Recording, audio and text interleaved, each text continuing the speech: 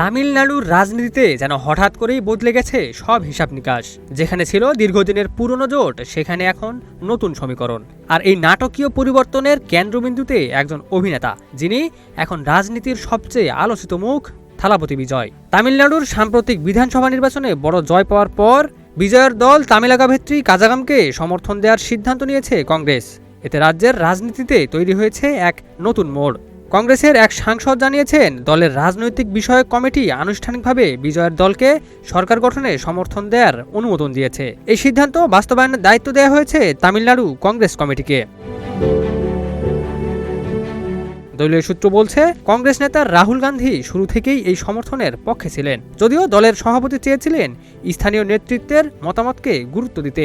শেষ পর্যন্ত গভীর রাতে ভার্চুয়াল বৈঠকের মাধ্যমে চূড়ান্ত সিদ্ধান্ত আসে। তবে এই সমর্থন একেবারে নিঃশর্ত নয়। ক্ষমতা ভাগাভাগির আলোচনায় কংগ্রেস চাইছে অন্তত 2টি মন্ত্রীর পদ। এ নিয়ে ইতিমধ্যে দুই দলের নেতাদের মধ্যে নিয়মিত যোগাযোগ চলছে। আরও একটি গুরুত্বপূর্ণ শর্ত দিয়েছে কংগ্রেস, বিজয়ের দল কোনোভাবেই জাতীয় গণতান্ত্রিক জোট বা আন্না দ্রাবিড় মুন্নেত্রা কাজাগাম এবং তাদের মিত্রদের সঙ্গে জোট করতে পারবে না। এদিকে খুব শীঘ্রই রাজ্যপালের কাছে আনুষ্ঠানিক সমর্থনপত্র জমা দেওয়া হতে পারে। আর সেটি হলে মুখ্যমন্ত্রী হিসেবে বিজয়ের শপথ নেয়ার পথ অনেকটাই সহজ হয়ে যাবে। এই সিদ্ধান্তকে বড় ধরনের রাজনৈতিক ভাঙনের ইঙ্গিত হিসেবে দেখছেন বিশ্লেষকরা। দীর্ঘদিনের কংগ্রেস ডিএমকে জোট কার্যত ভেঙে গেছে বলেই ধারণা করা হচ্ছে। ডিএমকের এক মুখপাত্র ইতোমধ্যেই কংগ্রেসের এই পদক্ষেপকে বিশ্বাসঘাতকতা বলে আখ্যা দিয়েছেন। তার দাবি, তাদের সমর্থন ছাড়া কংগ্রেস এত আসন পেত না। 234 সদস্যের বিধানসভায় বিজয়ের দল পেয়েছে 108টি আসন, যা এককভাবে সরকার গঠনের জন্য যথেষ্ট ছিল না। কিন্তু কংগ্রেসের সমর্থন পাওয়ার পর এখন তারা স্পষ্ট সংখ্যাগরিষ্ঠতার পথে।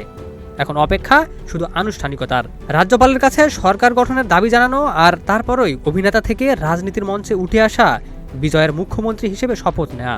নির্বাচনের পর এক বার্তায় বিজয় তার সমর্থকদের ধন্যবাদ জানিয়ে বলেছেন, নানা বাধা আর সমালোচনার মাঝেও জনগণের ভালোবাসায় তাদের এই অবস্থানে এনেছে।